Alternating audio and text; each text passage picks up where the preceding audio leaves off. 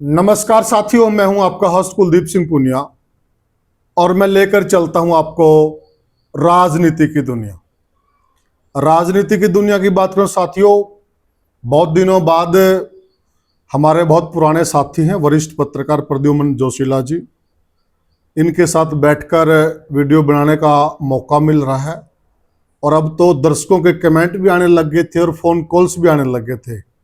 Even यहाँ तक विदेशों से भी आने लग गए थे कि पुनिया जी आप लोग इकट्ठे बैठकर वीडियो नहीं बना पा रहे, क्या कारण है।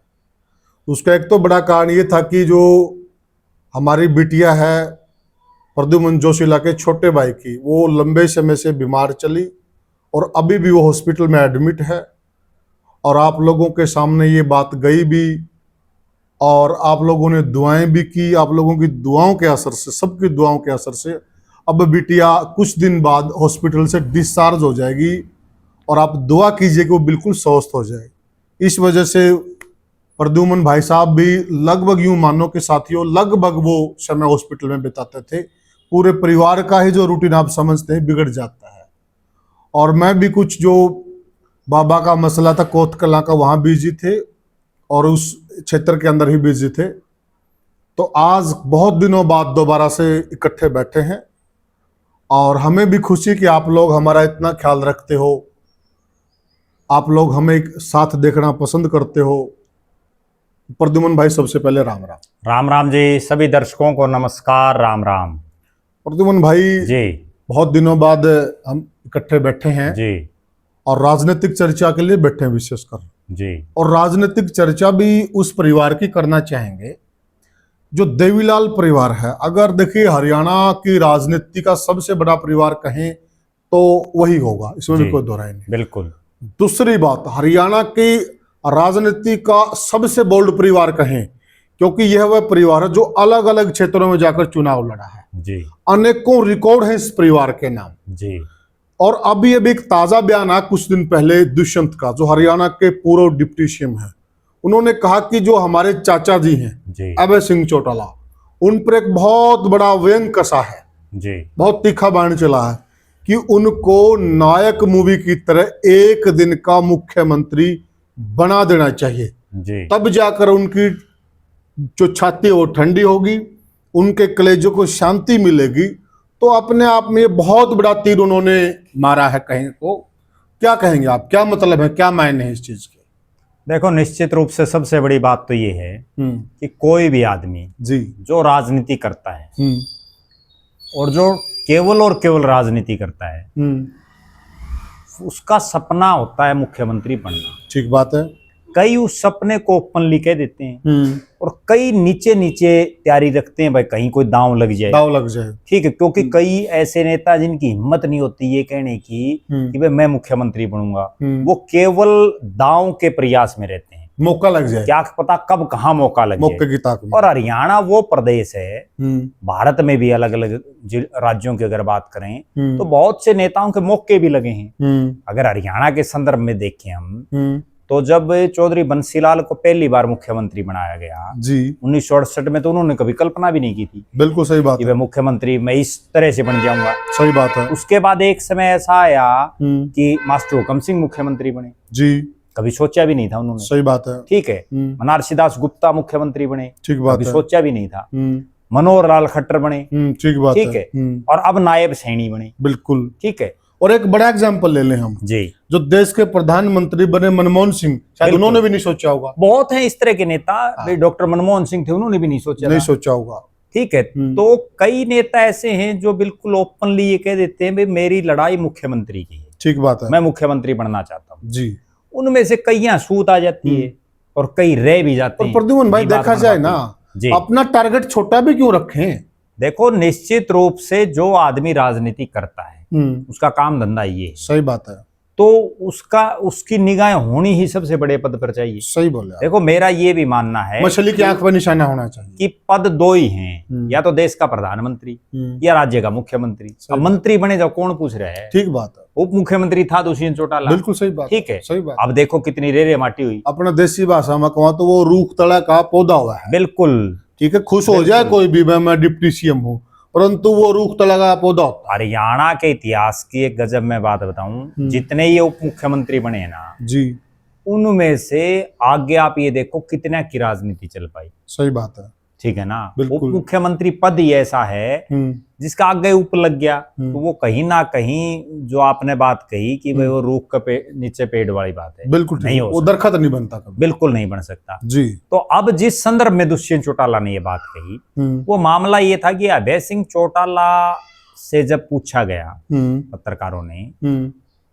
उन्होंने कहा कि मुझे अगर एक दिन का मुख्यमंत्री बना दिया जाए जी तो मैं हरियाणा में गुंडागर्दी खत्म कर दूं, क्योंकि जिस ढंग से गुंडागर्दी चरम सीमा पर है हरियाणा में आए रोज हम देख रहे हैं कि किस तरह से मर्डर हो रहे हैं जी, और प्रदेश के मुख्यमंत्री बयान देते हैं कि मैंने पुलिस के हाथ खोल दिए हैं और अगले दिन फिर कहीं ना कहीं वारदात हो जाती है। कोई भय नाम का मतलब एक माहौल इस तरह का हो गया प्रदेश में, जी, भय का वातावरण। बिल्कुल ठीक। जो घटनाएं हम उत्तर प्रदेश और बिहार में सुना करते आज से 15 साल पहले वो आज हरियाणा में हो रही है। बिल्कुल उसी संदर्भ में अभय सिंह ने ये कहा था कि अगर मुझे एक दिन का मुख्यमंत्री बना दें तो मैं सारा सौदा ठीक कर दूंगा। प्रद्युमन भाई, जो आप लॉ एंड ऑर्डर की बात कर रहे हैं, मतलब स्कूल जाने वाले बच्चे जी वो चाकू के साथ लड़ाई कर रहे हैं, बिल्कुल स्कूल में हथियार लेकर जा रहे हैं, सरेआम बाजारों में कत्ल हो रहे हैं, सरेआम गुंडागर्दी हो रही है, सरेआम लूटपाट हो रही है, तो इसमें मेरे हिसाब से अभय सिंह चौटाला ने गलत भी कुछ नहीं कहा। नहीं, अभय सिंह चौटाला ने बात ठीक कही है और इसके पीछे भी मैं एक कारण और मानता हूँ। सबसे बड़ा कारण क्या है कि मुख्यमंत्री नायब सिंह सैनी के सिर पर बड़ा भारी बोझ है और वो बोझ ये है कि मुख्यमंत्री भी वो हैं, गृह मंत्री भी वो हैं, ठीक बात है, वित्त मंत्री भी वो हैं, प्रदेश के जो महत्वपूर्ण जो डिपार्टमेंट है वो लगभग उनके पास है। वो अपनी ताकत और लोगों को दे नहीं रही और जब मंत्रियों को ताकत नहीं दे रहे, नेचुरल बात वो कितना सिस्टम को संभालेंगे। तो क्या डर है प्रद्युमन भाई? सारे जो महकमों पर वो कुंडली मारकर बैठ गए हैं, एक तरफ तो देखिए खुद मुख्यमंत्री की सबसे बड़ी जिम्मेदारी है कि सरकार ज्यादा परफॉर्मेंस करे। बिल्कुल, परफॉर्मेंस सरकार की होगी कहाँ? वो कितने महकमे संभाल पाएंगे? देखो आज तक के इतिहास में ऐसा हुआ है लगभग कि मुख्यमंत्री वित्त और गृह में से एक डिपार्टमेंट तो रख लेता है लेकिन एक डिपार्टमेंट तो किसी दूसरे मंत्री को देता ही। ये तो शायद पहली बार हो रहा है और बिल्कुल, और बहुत बार ऐसा पहली बार ये हो रहा है कि इतने महत्वपूर्ण महकमे एक आदमी के पास है। और बहुत बार ये भी होता है कि मुख्यमंत्री खुद मुख्यमंत्री और बाकी महकमे दूसरों को भी दे देते हैं। अच्छा, एक बात अभी इसमें मैं बड़ा एक उदाहरण देता हूँ अरविंद केजरीवाल का। वो मुख्यमंत्री थे लेकिन उन्होंने कोई डिपार्टमेंट ही नहीं रखा। ये बहुत अच्छी बात, कितनी बड़ी बात है, उन्होंने सबको पावर दे दी। बिल्कुल, क्योंकि जो मुख्यमंत्री का पद होता है ना वो सर्वोपरि है और उसको तो सब पे ऑब्जर्वेशन रखनी है, सब पे कमांड करनी है। वो तो सारे महकमों का मंत्री वैसे ही है ना। बिल्कुल, तो वो बहुत अच्छी चीज थी। परंतु एक चीज देखनी पड़ेगी प्रद्युमन भाई, देखिए जो हमारे नेताजी हैं, बड़े बड़बोले हैं, अनिल विज जी, उनमें लाख कमियां हो सकती हैं जी,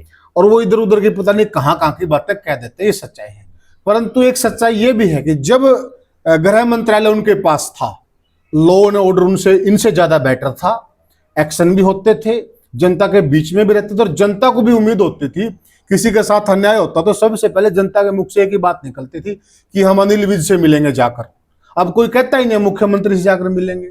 और अनिल विज तो पूरे फुल फ्लैश गृह मंत्री भी नहीं थे। क्यों? क्योंकि जो सीआईडी जो था वो सीआईडी तो मुख्यमंत्री के पास, उनके पास अटैच था। जिस एक मिनट की जो रिपोर्ट होनी चाहिए वो सीधी मुख्यमंत्री को हो रही थी। सही कह रहे हैं आप। उसके बावजूद इसमें कतई कोई दो राय नहीं कि उनका खौफ था और उनका एक नाम था, लोगों को एक उम्मीदें भी थी। बिल्कुल। आज तो लोगों के हालात और परिस्थितियां ये हैं कि मुख्यमंत्री के दरबार में चंडीगढ़ के मुख्यमंत्री खुद अपने जो है सोशल मीडिया अकाउंट पर डालते हैं सैकड़ों लोगों से मिलते हुए। ठीक बात है। मतलब 11 साल से प्रदेश में सरकार है बीजेपी की और आज भी इतनी समस्याएं हैं। लोग चंडीगढ़ इतने मतलब सैकड़ों लोग हर रोज जा रहे हैं। सही बात है। और जा रहे हैं, उसके बावजूद उनका समाधान नहीं हो रहा। ये हम यूं नहीं, मैं आपको एक बड़ी गजब बात बताता हूँ।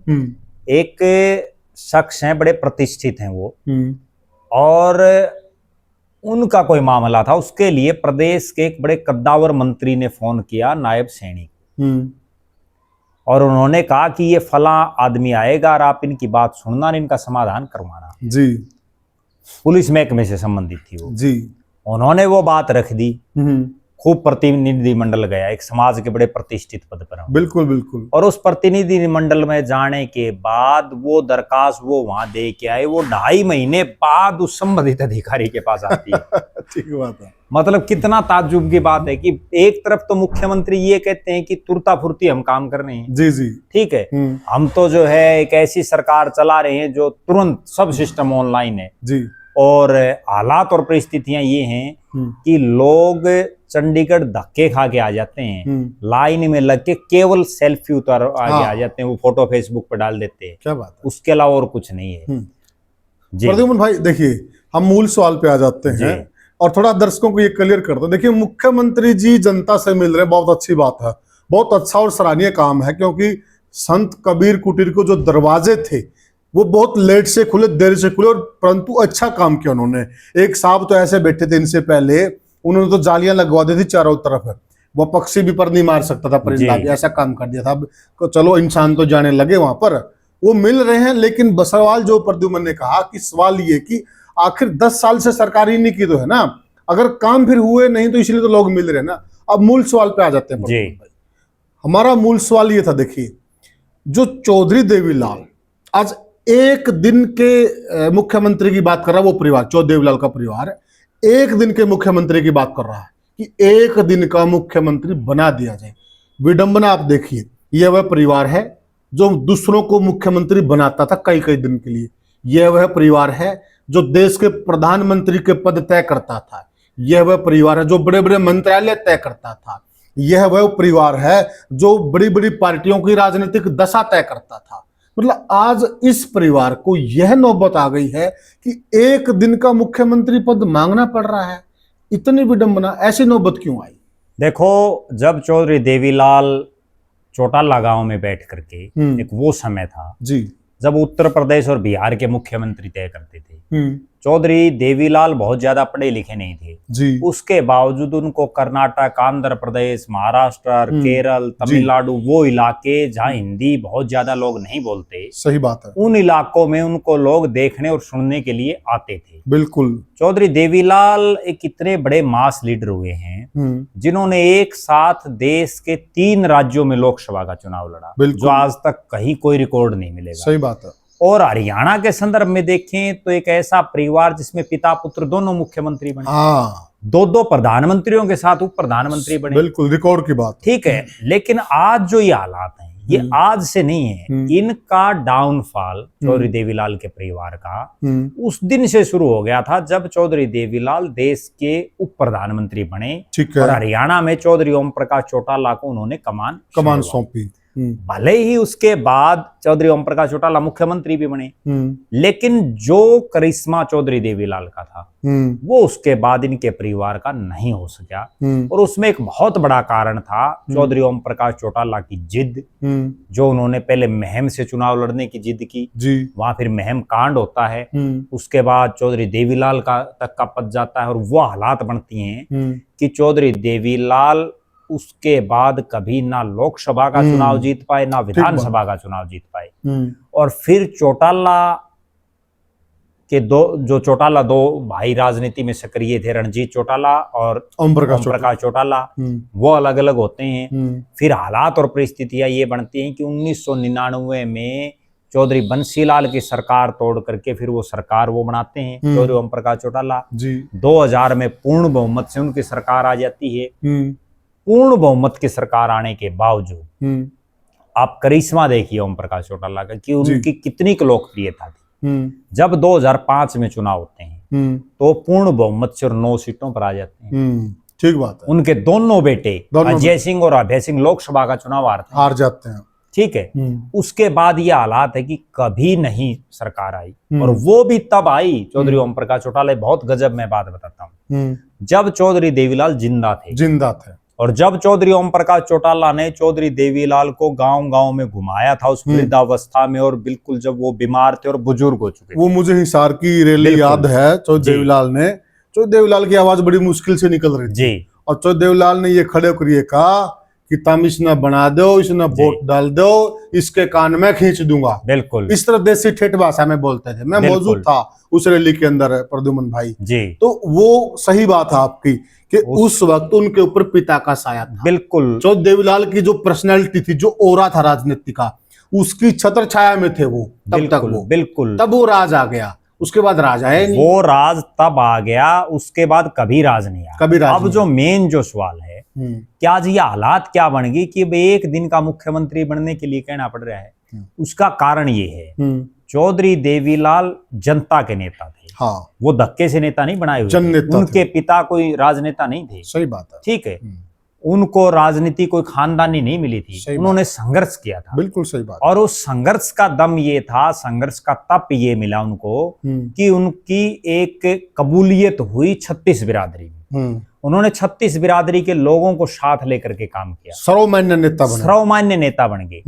उसके बाद जो उनकी अगली पीढ़ियां आई, ठीक है, इसमें कोई दो राय नहीं कि चौधरी ओम प्रकाश चौटाला ने भी संघर्ष किया, चौधरी रणजीत सिंह ने भी अपने दौर में संघर्ष किया। ठीक बात है। लेकिन उसके बाद चाहे अजय सिंह चौटाला हो, चाहे अभय सिंह चौटाला हो, फिर उसके बाद उनके बेटे हों, उन सबको तो राजनीति विरासत में मिली है। ठीक बात है। ठीक है ना, उन्होंने तो राजपाट देखे हैं। बिल्कुल सही बात है। अब वो आप ये देखो कितना तो चौधरी देवीलाल लोगों में रहते थे। ठीक बात है। अब वो वाली पीढ़ियां कितना रह रही हैं। सही बात। इसीलिए तो हालात खराब हैं जी। सही। आज हालात और परिस्थितियां ये हैं।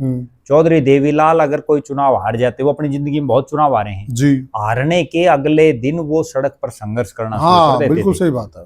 ठीक है, बिल्कुल। लेकिन अब 9.5 महीने बीत चुके हैं, 9 महीने होने को हो रहे हैं। ठीक है, बताओ अजय सिंह चौटाला, अभय सिंह चौटाला, दुष्यंत, दिग्विजय, करण, अर्जुन कितना संघर्ष कर रहे हैं। अच्छा, एक बात बताइए प्रद्युमन भाई जी, एक तरफ आप मांग रहे हो कि मुझे एक दिन का मुख्यमंत्री बना दीजिए जी। किससे मांग रहे हैं आप? क्योंकि शासन बीजेपी का है जी। अब अगर उनको बनाएगी तो एक दिन का मुख्यमंत्री कौन बनाएगी? बीजेपी। और दूसरी तरफ है उनके भाई हैं जी, उनके भतीजे हैं, उनका परिवार है, उनके चाचा हैं चौधरी रणजीत सिंह, और देवीलाल के पुराने साथी हैं, चौधरी ओम प्रकाश चौटाला के पुराने साथी हैं। एक तरफ उन लोगों की टीम है। बिल्कुल। तो हमारे देहात में ये कहा जाता है कि दूसरे का अगर झोली फैलाने से अच्छा तो भाई से बात कर लो, भाइयों से सुलह कर लो। बिल्कुल। मांगने से कुछ नहीं मिलेगा, ऐसे ये मांगते रहेंगे कौन बनाएगा इनको? लड़के आना पड़ेगा। आप मिलिए, दोनों इकट्ठे लड़ाई लड़िए। जैसे प्रद्युमन जी कह रहे हैं कि आप सड़कों पर निकलिए, रोड पर निकलिए, जिस प्रकार चौधरी देवीलाल निकलते थे। आप संघर्ष कीजिए, जनता बनाएगी आपको, और जनता बनाएगी तभी बात बनेगी। देखो 1984 में कांग्रेस की बड़ी आंधी थी, सब सुपड़ा साफ हो गया था बाकी दलों का।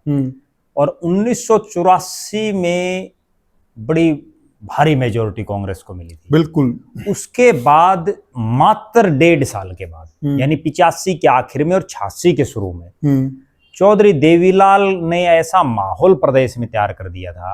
वो हिसार के कटला रामलीला से चले थे दिल्ली के लिए पैदल। बिल्कुल। और आसी पहुंचते पहुंचते तो इतना हुजूम इकट्ठा हो गया था। बिल्कुल। कि 1987 में 85 सीटें आ गई। 85 सीटें आ गई। 3 साल में उन्होंने इतना परिवर्तन करके दिखा दिया। ठीक बात है। और अब हालात ये है। और एक और प्रद्युमन भाई जी, उस टाइम तो संसाधन नहीं थे, कुछ भी नहीं था। आज तो अगर ये निकलते हैं, अगर रेन बसेरा करते हैं, रात को पड़ाव डालते हैं, इनका तो पूरा तामझाम चलता है, एसी तक साथ में चलते हैं। आज तो दिक्कत ही नहीं। उस टाइम तो मच्छर खाते थे। बड़ी गजब एक बात बताता हूँ, चौधरी देवीलाल अपनी जिंदगी में घर कम सोए होंगे, बाहर ज्यादा सोए हैं। और अब वाले ये अगर आज मेवात का भी प्रोग्राम है ना, अब इन्होंने क्या ठिकाने बना रखे हैं? चौधरी देवीलाल का तो एक ही ठिकाना था। ठीक है, चौटाला गांव में आ जाते थे। अब इन्होंने क्या कर रखा? गुड़गांव, दिल्ली, चंडीगढ़, किसी का भिवानी, किसी ने रोहतक, किसी ने सिरसा, किसी ने कहीं, हर जगह ठिकाने। ठीक बात है। ठीक है, ठीक बात। अपने घरों से बाहर जा ही नहीं रहे। और लोगों को भी ये नहीं समझ में आ रहा। देखिए, मान लिया अब आपका एक ठिकाना है जी, मान लिया आपका फोन ना मिले, तो मुझे पता है प्रद्युमन का वो ठिकाना वहां चलते वो मिल जाएगा। बिल्कुल। इनका तो लोगों ने न्यू को नहीं पता, मिलेंगे कड़ा है, ठिकाना एक को नहीं। बिल्कुल। लोग तो तड़फ रहे हैं मिलने के लिए। बिल्कुल। खुद ये जनता में आते ही नहीं, कैसे बढ़ेंगे? मैं अभी आपको एक बड़ी ताज्जुब की बात बताऊं। पिछले 7-8 दिन से इंडियन नेशनल लोकदल के बहुत से नेताओं के मेरे पास फोन आ रहे हैं, और वो केवल इसी बात से रुष्ट हैं। इस विपरीत हालात में भी वो इन लोगों के साथ खड़े हैं, लेकिन वो ये कह रहे हैं कि भाई हम खड़े तो हाँ, लेकिन अब अभय सिंह चौटाला कहीं जा ही नहीं रहा, ना उनके बेटे कहीं जा रहे। बिल्कुल। एक सुनैना चौटाला घूम रही हैं, बिल्कुल। आदित्य देवीलाल घूम रहे हैं, बिल्कुल वो पार्टी के मालिक थोड़े ही हैं। सही बात है, ठीक है, वो तो अभय सिंह चौटाला की मदद कर सकते हैं, सही बात है, लेकिन जब तक अभय सिंह चौटाला खुद फील्ड में नहीं आएंगे, बिल्कुल बिल्कुल, वो बार बार प्रोग्राम रख रहे हैं। ठीक है, कई महीने तो विदेश में रहे, काफी दिन तो, सही बात है। ठीक है, उनका पता ही नहीं था लोगों ने भाई है कहाँ। देखो प्रद्युमन भाई, एक चीज की तारीफ करनी पड़ेगी, जो हम दिखेगा हम बोल लेंगे भी जी, लेकिन कुछ भी हो, दुष्यंत हो जी, दिग्विजय हो, जी, अजय सिंह का परिवार, जी, वो मेहनती हैं। जी, अगर वो देर सवेर से ना निकलेंगे, वो इनसे ज्यादा मेहनत करते हैं और अभी भी वो अवेलेबल हो जाते हैं, वो मेहनती हैं, निकलेंगे तो उसका लाभ मिलेगा। अभय सिंह के लिए ये चीज सबको अखरती है जो आप कह रहे हैं, और वो उसी में सुधार नहीं कर रहे हैं। वो खुद उनके इनेलो वाले मानने लग गए। हाँ बिल्कुल, पार्टी मान भाई रही जो है है। हमारा नेता घर से बाहर नहीं निकल रहा। बिल्कुल सही बात। ठीक है, एक और बड़ी गजब और बात कैसे है, बात बनेगी एक फिर? और बड़ी गजब बात, चौधरी देवीलाल यूं नहीं कि भाई उनका एक ही ठिकाना था तो सिर्फ उसके चले गए, वो औरों को भी जाया करते, जोड़ कर चला करते हैं, सबको जोड़ करके चला करते। इन्होंने क्या कर रखा है, ठिकाने बना रखे हैं। जैसे हिसार में अगर आएगा अभय सिंह, तो एक आदमी फिक्स है कि उसी के घर रुकेगा। ठीक बात है, ठीक है, ठीक बात है। भिवानी में जाएगा तो एक आदमी फिक्स है कि वह फलां के घर रहेगा। दादरी में चला गया तो फलां के घर चाय पिएगा।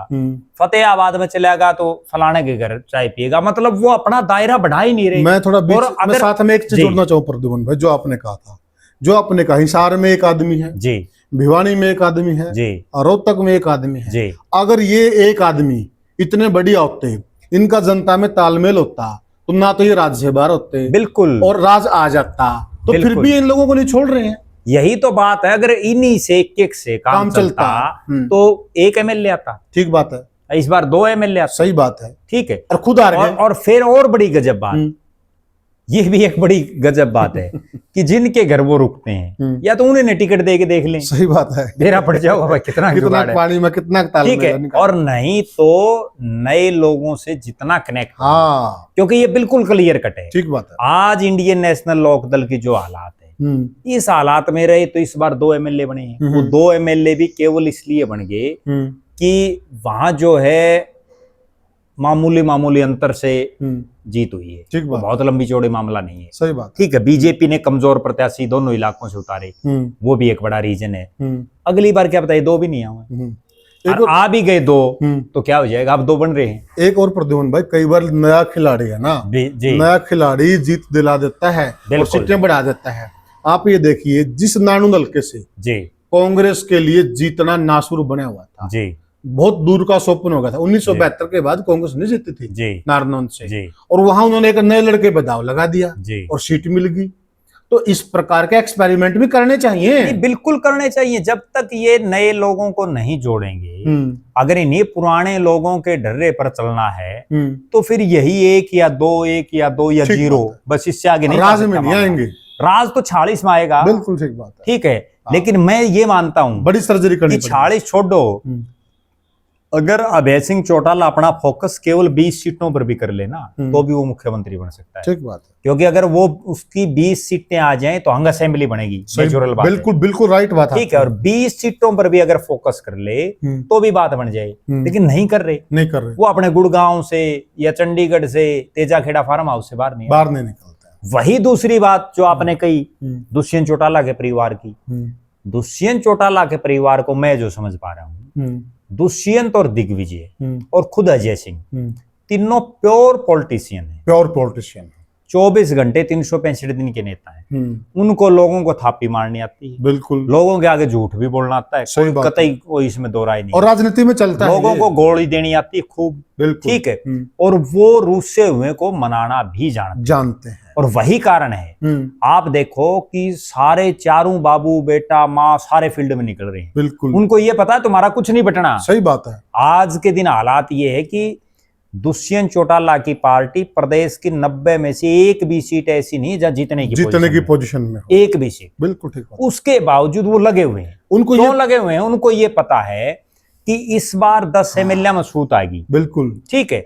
अगर लगे रहोगे टिकटें तो 90 हैं, 90 बीजेपी के पास है, 90 कांग्रेस के पास है। पिछली बार भी तो इसीलिए सूत आई थी। बिल्कुल बिल्कुल। जिनकी बीजेपी कांग्रेस टिकट काटेंगे उतारे तो फिर आ जाएंगे। सही बात है। और उनमें 5, 7, 10 जीत गए, बिल्कुल, फिर बात बन जाएगी। और एक और प्रद्युम्न भाई, उनको ये भी पता कि ये जो मेहनत हम कर रहे हैं ना, बिल्कुल वो जाया नहीं जाएगी, काम आएगी। राजनीति की एक बड़ी कड़वी सच्चाई मैं बताऊं, और ये सब पर लागू, कोई भी नेता हो, आपने कितना पैसा उस पर लगा दिया, कितनी मेहनत आपने लगा दी, वो सब कुछ उस दिन व्यर्थ हो जाएगा जिस दिन आप घर बैठ जाओगे। ठीक बात है। राजनीति में कुछ मिले ना मिले, हासिल हो ना हो, लगे रहना चाहिए। कंटिन्यूटी सबसे जरूरी है, निरंतरता। और लगे रहेंगे तो उसका परिणाम ये होगा कि क्या पता कब सूत आए।